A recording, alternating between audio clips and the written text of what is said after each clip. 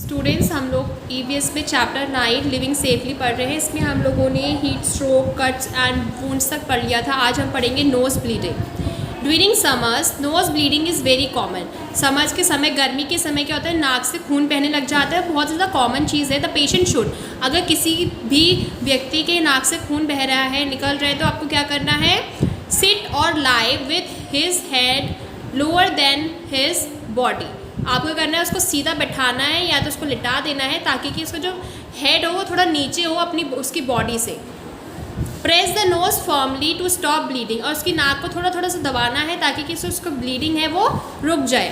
Pour cold water on the head और apply ice pack on the nose, या तो उसके सर पे ठंडा ठंडा पानी डाल दो या फिर आइस पैक जो होता है, आइस जो होती है उसको उसके नोज़ पे रख दो। Ask the patient to breathe through his mouth and not to blow his nose। ठीक है, उस पेशेंट को बोलो, जिस भी पेशेंट के नाक में से खून निकल रहा है उसको ये बोलना है कि आपको अपने मुंह से सांस लेनी है, अपने नाक से सांस नहीं लेनी है। यहाँ देख सकते हो ये बच्ची है, इसको अगर नोज़ ब्लीडिंग हुई तो उसने नाक दबा रखी है, इस तरीके से आपको नाक दबानी है। Animal bites, wash the wound immediately with soap and water to remove the germs which carry rabies. कभी क्या होता है, कभी कुछ जानवर होते हैं जो काटते हैं। मोस्टली क्या काटते हैं, हमें कुत्ता काट लेते हैं, डॉग्स वगैरह काट लेते हैं। अगर किसी ने डॉग ने काट लिए तो आपको क्या करना है, पहले पानी से धुलना है और या पानी और सोप से धुलना है ताकि जो भी जर्म्स होंगे उस डॉग के सलाइवा में, उसको क्या बोलते हैं, रैबीज़। उसकी जो सलाइवा में क्या होता है, एक जर्म्स होते हैं, वो होते हैं रैबीज़। उसको वॉश करना है हमें। Rabies is carried in the saliva of dogs, Wolves, cats etcetera. जो रैबीज़ है वो सलाइवा जो थूक होता है, चाहे डॉग का थूक हो, चाहे वो वुल्स का हो या फिर कैट्स का हो, इनके थूक में ये जो रैबीज़ नाम का जर्म्स है वो पाया जाता है। Apply an antiseptic lotion on the wound and take the patient to the doctor. अब आपको जहाँ पर भी काटा है वहाँ पर पहले सोप एंड वाटर से उसे वॉश कर लिया, वहाँ पर एंटीसेप्टिक लोशन लगाना है जहाँ पर काटा है, और पेशेंट को कहाँ लेके जाना है, डॉक्टर के पास लेके जाना है। If it is a snake bite, tie the torqued just above the bite so that the poison does not spread। अगर मान लो किसी स्नेक ने काटा है, अगर स्नेक ने काटा है तो आपको ये करना है, जहाँ पर काटा है उसके ऊपर आपको पट्टी बांध देनी है ताकि कि जो उसका जहर है स्नेक का वो आपकी पूरी बॉडी में फैले ना, और आपको तुरंत से डॉक्टर के पास लेके जाना है।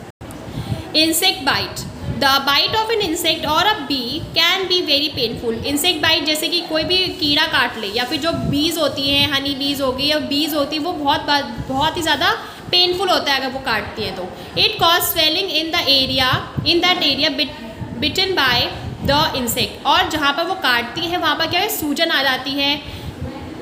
Try to remove the string. सबसे पहले अगर मधुमक्खी ने या फिर किसी ने काट लिया, आपको क्या करना है, उसके जो स्ट्रिंग है, उसका जो स्ट्रिंग होता है उसको पहले निकालना है। फिर apply ice on the affected area, फिर आइस लगा देनी, क्योंकि आपको बहुत पेन हो रहा होगा, सूजन आ रखी होगी तो आपको खुजली भी हो रही होगी, तो आपको आइस लगाना है ठंडा ठंडा। We can also apply lime water on the affected area, और वहाँ पर नींबू का पानी भी लगा सकते हैं, नींबू का रस भी लगा सकते हैं जहाँ पर उसने काटा है।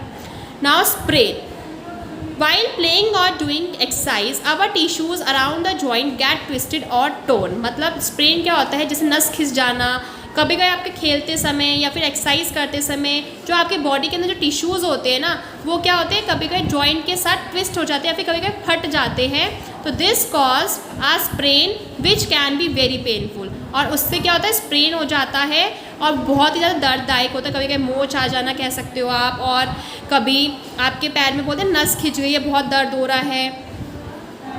क्या करना है होगा आपको, apply a lot of ice on the affected area. जहाँ पर भी आपको स्प्रेन हुआ है वहाँ पर आपको बहुत ज़्यादा आइस लगानी है, बहुत ज़्यादा आइस लगानी है जहाँ पर काटा है। This will reduce the pain and swelling. अगर आइस लगाएंगे उससे क्या होगा, जो आपका दर्द है और जो स्वेलन हो रखी, सूजन आ रखी, वो कम हो जाएगी। Apply a pain relieving ointment and wrap a crepe bandage around the sprained joint. और आपको वहाँ पर ऑइंटमेंट्स जो होते हैं, जैसे कह सकते हो आपका मूव हो गया, और रिलीफ करने पहुँचाने के जो ऑइंटमेंट्स आते हैं स्प्रेन को, वो सारे लगा सकते हैं आप। और उसके ऊपर बैंडेज होता है, जो क्रीप बैंडेज होता है, गरम पट्टी कह सकते हो, वो लगानी है जहाँ पर भी आपको स्वेलन आई है स्प्रेन जॉइंट पे।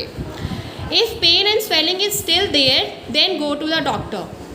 अगर अभी भी आपने ऑइंटमेंट्स लगा लिया, सब कुछ कर लिया, बैंडेज भी बांध के रखी है, तब भी आपका जो सूजन है वो कम नहीं हो रही है और आपका पेन नहीं जा रहा है, तो आपको तुरंत से डॉक्टर के पास जाना चाहिए।